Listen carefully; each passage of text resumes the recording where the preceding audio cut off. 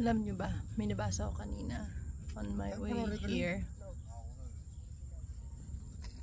And I think it's worth sharing. It goes like, lahat daw nangyayari sa buhay natin is nakasulat na sa palad natin. It was meant to be. Well, I believe so.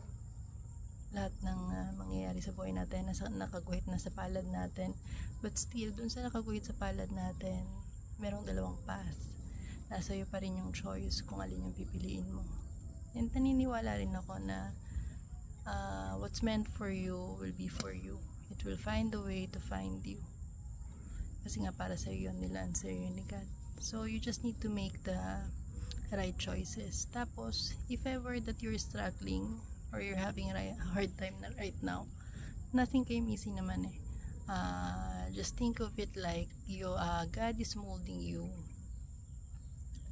to become a better version of you.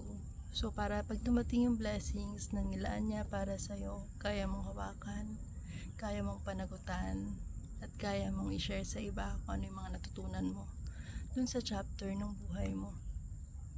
Diba? Yun lang. Bye.